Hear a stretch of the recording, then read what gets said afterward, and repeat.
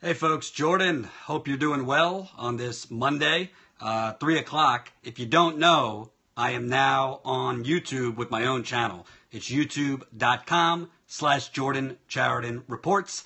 Again, youtube.com/Jordan Chariton Reports. I'll be going there around 4 o'clock to discuss more attacks on Bernie Sanders for not being hysterical enough about Russia. So youtube.com/Jordan Chariton Reports. Go subscribe now. But I wanted to talk to you here on Periscope. I don't think there's enough coverage going on about the epidemic water poisoning. Let's call it what it is. Poisoning going on in America. As you know, what's gone on in Flint, that water is not clean. Don't let anyone tell you it is. What has gone in East Chicago, Indiana, which had a lead crisis and is still going on, but being covered up. I covered water contamination in North Carolina. There is brown and black water coming out of people's faucets in Norton, Massachusetts, that I've been covering over the last few months before I left the Young Turks. And now there is a situation in Dayton, Ohio. So if you are in that area in Dayton, Ohio, definitely pay attention right now. This is from Dayton Daily News. The Ohio Environmental Protection Agency, the Ohio EPA and Wright-Patterson Air Force Base only learned this month that test results showed the city of Dayton's firefighter training center on McFadden Avenue was a potential source of groundwater contamination. State and base officials say the disclosure comes as the city is trying to pressure the Wright-Patterson to act more quickly on preventing contamination to city water supplies. We're actually starting to see this in other areas that Air Force Base, military bases have a lot of environmental contamination that could then cause groundwater contamination. Not seeing it that much in the corporate media, but I think water is kind of important. When they talk about threats to your democracy, well, it's kind of a threat to democracy if you get sick and die. Would you agree with that?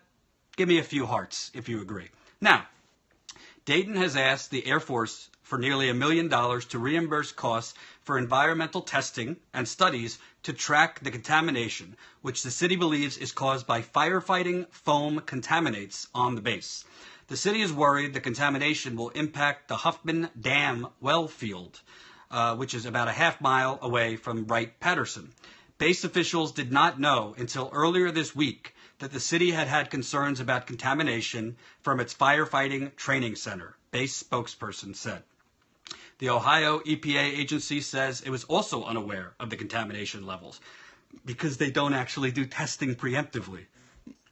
The EPA says it only learned at a meeting with the city on February 16th that sampling results in monitoring wells at the Tahiti's Hill well field showed high levels of a substance known as perfluoroalkyl substance, PFAS. PFAS. Why PFAS is very, very, very dangerous? So these they are chemicals that are commonly found in the products that are made for cookware, like Teflon, those kinds of things. PFAS were found in the Ohio River Valley. There was a major, major lawsuit and settlement that dirty, greedy, immoral company DuPont had to pay out. DuPont had to pay out, I think, close to $1 billion in a settlement because of cancer-causing PFAS chemicals that were dumped in the Ohio River Valley. That was last year, I believe, that settlement. So they are finding, at this Tahiti Hills well field show high levels of a substance known as parafocal substance, PFAS, a contaminant found in an old formula of aqueous film-forming foam that was used as a firefighting retardant. PFAS substances are also found in consumer products from clothing to cookware, as I just described.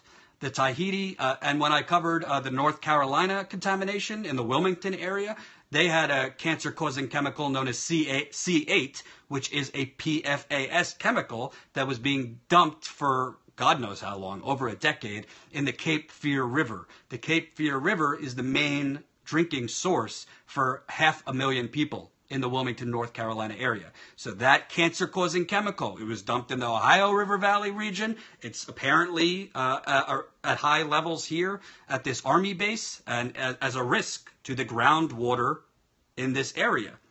So both the EPA and the city say the water distributed to customers is safe. So PFAS substances, which can cause cancer and other terrible things. PFAS substances like C8 have caused cancer, have caused problems with pregnancy, have caused problems with kidneys, have caused all sorts of autoimmune illnesses. The Tahiti Hill well field, which is adjacent to the city's firefighter training center, is part of the much larger Mad River well field, which supplies water to a broad section of the region. So let me get this straight. The EPA and the city say the water's fine. In the same sentence, they're saying they have found cancer-causing PFAS chemicals at an Army base that could seep into the city's water system. Does that make any sense? So, until the February 16th meeting, the EPA believed Wright-Patterson was the only known source of contamination caused from firefighting foam contaminants in the Mad River well field. And why this is important, even if you don't live in Dayton, if you don't live in Ohio, if you're not following, because CNN's not telling it to you, New York Times isn't really reporting on this stuff, there is very little coverage. All you got to do every single day, do what I do. I type in water contamination, and I click news, and at least 5 to 7 new articles come up with water contamination all over the country because our infrastructure hasn't been changed in years because of greedy social Darwinists masquerading as politicians and public servants. Our infrastructure has not been changed, and in cases like Flint, mad dashes to privatize have caused disaster. That's what Flint was all about, if you don't remember. They tried to privatize the water system, and as a temporary measure, until a privatized water pipeline was ready, they switched to the toxic Flint River and didn't put the proper anti-corrosive chemicals in the river. That toxic water, without the proper treatment, was put into the pipe. Some of these pipes are 100 years old in Flint, and it basically was like lighting a match to gasoline. It caused the lead to leach off the pipes. So whether it's privatization schemes gone wrong, infrastructure not being changed, the EPA and these state agencies do not do preemptive testing. They wait till there's a problem or brown or black water is coming out, which is part of the problem. So yes, Trump is trying to dash and gut the EPA, but this has been going on long before Trump. A lot of these chemical companies were allowed at will to dump at will by Democratic administrations as well. So the city has been meeting with base officials over water contamination for roughly 2 years. 2 years! In a February 7th letter, the city asked local communities to join with it to pressure Wright-Patterson and the Air Force to act more quickly to prevent the potential contamination of Huffman Dam production wells, closed last April. The city closed drinking water wells at the Tahiti Hill well field next to the training center about 2 years ago. A May 2017 test for PFAS chemicals detected in groundwater monitoring wells at the well field, at least one sample registered 1,260 parts per trillion. It's a lot of this chemical. So basically, you have this is common in almost all of these cities. In one breath, they said, we're finding elevated levels of chemicals that could cause cancer, but in the other breath, they're saying, oh, just use filters. Just use filters in your water, but the water's safe. You could drink it. They were telling people in Flint for a year after they switched the water, they were telling people in Flint, you could drink the water. Even though people were getting rashes and nosebleeds and losing hair and all sorts of terribleness. When I was in East Chicago in August 2016, was my first time reporting there, literally the EPA official on the ground, they had lead levels as high as 212 times the limit in the soil. I said to him, well, have you tested the water? He told me, well, this isn't a water issue. This is a ground soil issue in East Chicago. 4 months later, lead in the water. I'm not saying they're intentionally lying. In some cases they are, but they're intentionally not being thorough. So that's Dayton, Ohio. I want to give you the number for EPA Region 5. EPA Region 5 oversees Ohio. So if you're in Ohio and you're watching, this is the number if you want to call the EPA, if you're in that area. 312-353-2000. Ohio, Region 5's main number, 312-353-2000. What does EPA mean? Environmental Protection Agency. So, that's just Ohio. Now I'm getting to Arizona. Yes, I know. Apparently, our water is not a sexy topic for CNN or the New York Times or MSNBC or even some other outlets that I will not name. Not sexy enough.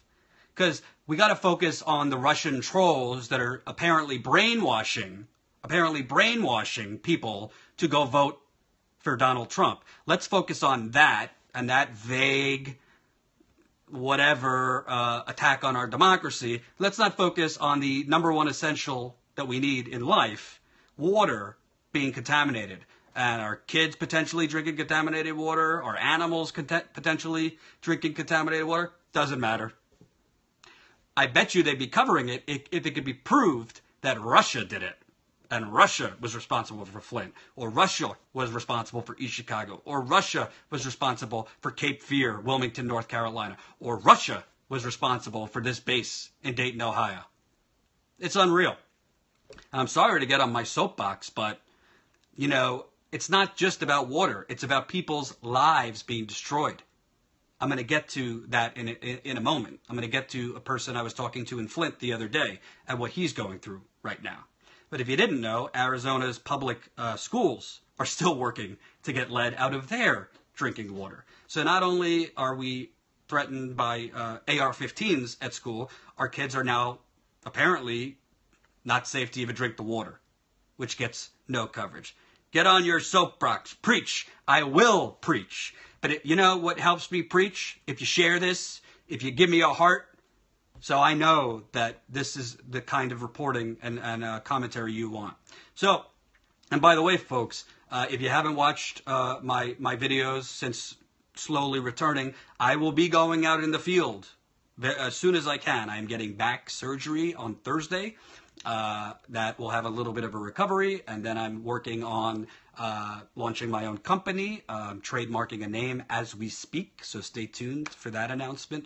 You could go right now. I'm going to be live at 4 o'clock on my new YouTube channel. That's youtube.com/Jordan Chariton Reports. We already have videos up on the Russiagate hysteria, on Standing Rock water protectors being screwed through the injustice system. We're going to have other videos going up, and I'll be live at 4 o'clock. I want to talk about new hit pieces against Bernie Sanders for apparently not doing enough during the campaign to combat Russian disinformation. It's more of the same. So, what's going on in Arizona? Since state officials identified dozens of Arizona public schools with elevated levels of lead contamination in water fixtures, nearly half the schools are still undergoing repairs or tests for levels that could affect students, faculty, and staff members. The Arizona Department of Environmental Quality in December said about 96% of the state's public schools had no problem with lead levels, but it identified 158 schools that needed to repair or replace fixtures because lead levels were higher than government standards, said Trevor Bagior, director of the department's Water Quality Division.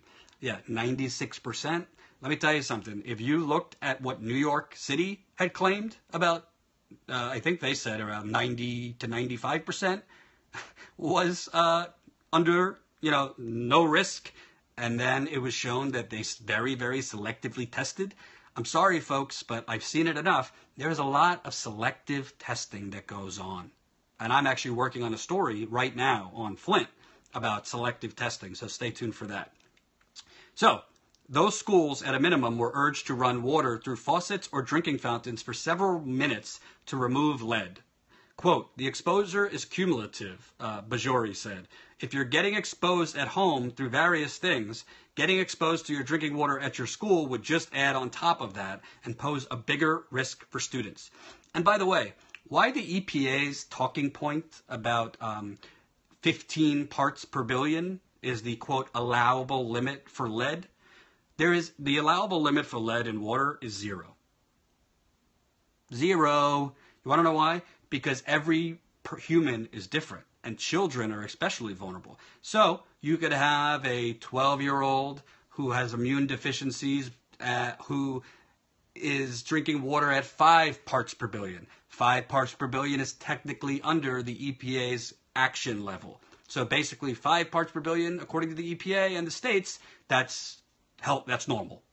But that person, for someone at 5 parts per billion, could have serious autoimmune issues, bone damage, all those things from lead, whereas somebody at drinking 13 or 14 parts per billion could be fine. A good doctor tells you every person is different. That's why the lead should not be leaching out into our water at any levels. But we're being told that if it's under 15 parts per billion, that's good. And I don't want to get too in the weeds, but there's a lot of cheating of the EPA's lead and copper rule going on that basically allows water utilities and state agencies to cheat the whole entire federal guidelines to basically produce lower lead levels. Because you want to know what? If they produce high lead levels, you know what's going to happen? Cha-ching! Cha-ching! Costs a lot of money to do the testing, to do remediation, to do cleanup. Not even to mention the fact that most residents that are being affected, which I'm about to get to in Flint, are not getting Medicare for all. So you're getting poisoned, and then you go bankrupt to pay for your medical issues as a result of that poisoning. According to the EPA's website, schools that do not supply their own water are not regulated under the Safe Drinking Water Act, which would require water quality testing for drinking water fixtures. For these Arizona schools, both the testing and remediation process was voluntary. So basically the EPA is saying, well, they're finding high levels in like 158 Arizona schools, yet the testing is voluntary. I mean, you can't make it up. You can't make it up. The state findings, for the most part, identified 1 or 2 locations at the affected schools, such as water fountains or sinks used for drinking water that needed replacement fixtures, pipes, or other parts. Samples then were taken to verify the repairs were effective. So you want to know something? You got President Trump, who's currently, today, I believe, he's still on this trip about arming the teachers, which is, can I just say, it's fucking insane. It's fucking insane. And my aunt, who's a teacher, she said the other day to me, well, so how about I then drop off the kids at, the military bases and tell them to teach my learning disabled kids. If the teachers are now supposed to do what the law enforcement people are supposed to do, how about I drop the kids off at the police station or the military base, and the cops or the army, the military soldiers, they could teach my disabled kids. More guns is not the answer. I digress. But Trump talking about packing schools, well, somebody's got to say to him, if you're proposing a $1.5 trillion infrastructure plan, which is a scam, it's only $200 billion of public funds. The rest is essentially going to be a giant BJ, excuse my French, to contractors and privatization. Well, I got news for you. You need a $1.5 trillion or more plan just to change crumbling lead service lines and pipes underground all over this country.